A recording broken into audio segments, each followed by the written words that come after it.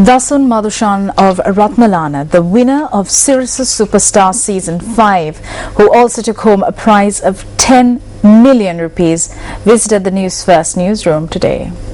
The grand finale of Sirsa Superstar Season 5 was held yesterday at the Stein Studio Complex in Ratmalana amid much grandeur.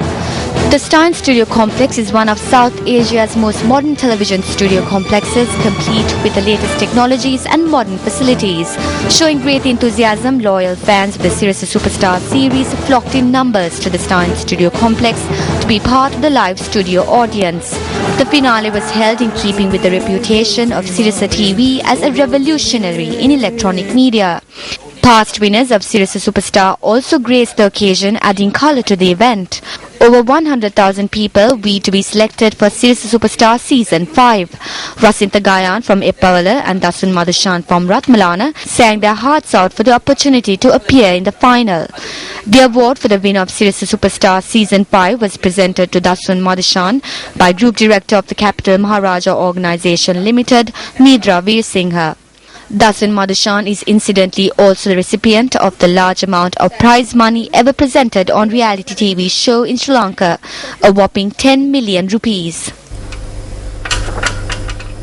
You're watching News First. Up next, we take a look at Action TV.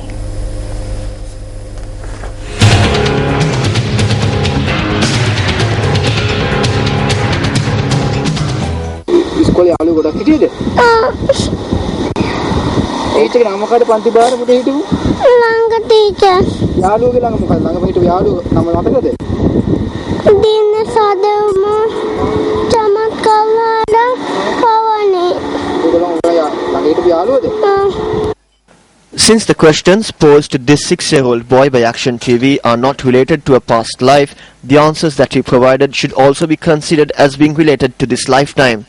On 2 prior occasions, Action TV has carried exposés which contained information that could be used to arrive at a conclusion regarding the truth in the answers proffered by this boy. Action TV also revealed on a prior occasion that although the students of the grade 1H classroom attested to this boy having received his education at the Walasmulla Model Primary School for a period of 2 weeks, it was evident that no heed was paid to the students' statements during the investigation initiated to give justice to this child by the Walasmulla Zonal Education Director. The report of this investigation was submitted to the Zonal Education Director last Friday. The intention of this investigation was to determine the truth in a complaint lodged by this boy's father, where he claims that the boy was enrolled to the Walasmulla Model Primary School and then removed in an ad hoc fashion 2 weeks later. The principal of the school told Action TV in no uncertain terms that she knew nothing about the boy. The report submitted by the Zonal Education Director on Friday was originally submitted 2 days prior and was then amended and resubmitted. Although the Walasmulla Divisional Education Director and 2 directors from the Zonal Education Office were appointed to the investigation, in the course of their investigation, all 3 directors only visited the school, which is at the center of the investigation, on 1 occasion. The amendment was made including information gleaned when only the 2 zonal directors visited the school on a separate occasion. Thereby, it is questionable as to whether the 3 people who investigated the matter are responsible for the content of the report as a whole. Meanwhile, investigations into whether a false student record was prepared by the Walasmulla Model Primary School in order to enroll a student on the basis that a parent was a past pupil have been halted. This is in spite of the fact that the woman who is the subject of this false student record had made a written notification to the Zonal Education Director of the falsification of this record and a monetary transaction that took place for it.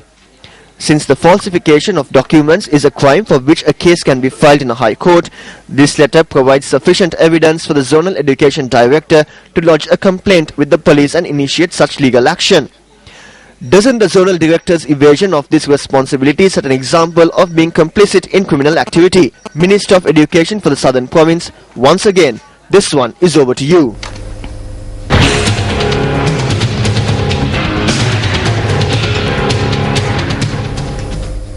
The annual general meeting of the Sri Lankan College of Oncologists and the induction of the new president was held in line with a public awareness campaign under the topic of genomics in cancer treatment.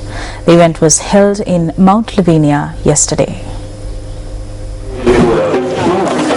Speaking at the meeting, the new president of the Sri Lanka College of Oncologists informed the public on myths surrounding cancer.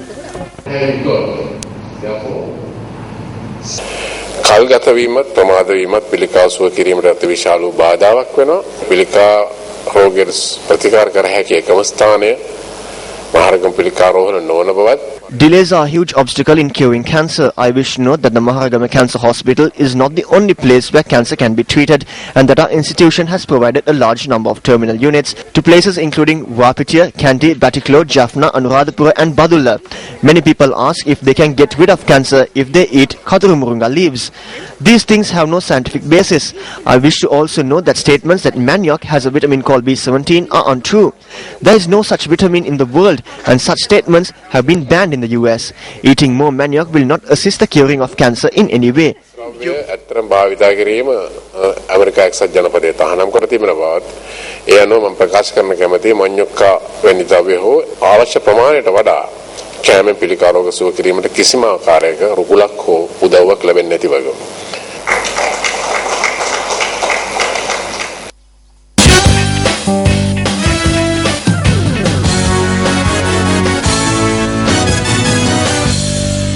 The ICC Champions Trophy Group A encounter between Sri Lanka and New Zealand is currently underway at Sophia Gardens in Cardiff. A brilliant bowling display by the New Zealand bowlers Kyle Mills and McCallaghan restricted Sri Lanka to a score of 138 runs in 37.5 overs.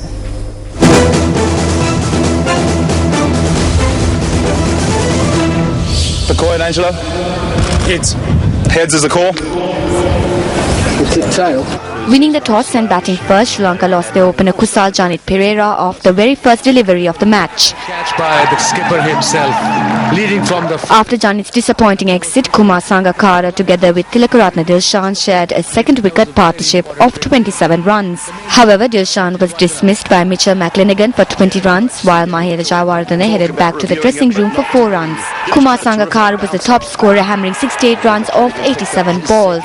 The rest of the Sri Lankan batsmen, excluding Tissara Pereira, did not reach double figures as Mitchell McLennigan picked up 4 wickets for 43 runs and Kyle Mills and Nathan McCallum bagged 2 wickets apiece. Pereira made 15 runs as Sri Lanka were bundled out for 138 runs in 37.5 overs.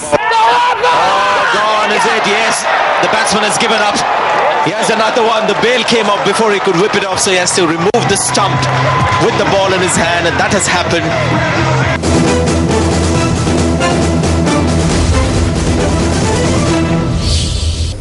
And finally, our segment, The Bitter Truth, is up next. Last Saturday, the president of the Punjab Cricket Association made a grave statement on the alleged arm twisting of Sri Lanka cricket by the Board of Control for Cricket in India. On his website, Brinda said that a member of the Indian team which toured Sri Lanka in 2010 spent the night in his hotel room with a female representative of a bookmaker. He says that the report prepared by security units based on footage recorded on CCTV cameras was brushed aside by SLC after pressure was exerted by the BCCI. Brinda also challenged cricket authorities in Sri Lanka to prove that his statement was false, adding that he would resign from all positions he holds in the sport if it is proven to be false. When sports first made inquiries from the sports minister as to why this challenge has not been accepted as yet, the minister said that an investigation cannot be initiated until a written complaint is lodged. However, former national selector Vanchit Madhurasinghe says that the silence being maintained by sports authorities when the reputation of the country is at stake will yield negative results. I think that I.S. Bindra is saying this in order to divert some of the flack that is being directed at cricket in India to Sri Lanka as well and escape from this. Therefore, we in Sri Lanka have a right, and Sri Lanka cricket has a right to request an investigation and inform the ICC of this in order to save the country's reputation.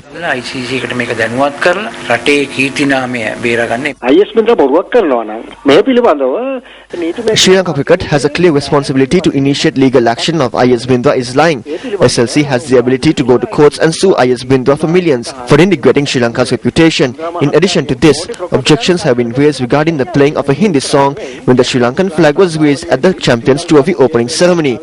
We expect that when such a serious allegation is being levelled regarding corruption and irregularities, the responsibility will be taken and appropriate action will be initiated. Does the lack of enthusiasm to act to disapprove Bindra's statement mean that authorities in this country have nothing to say?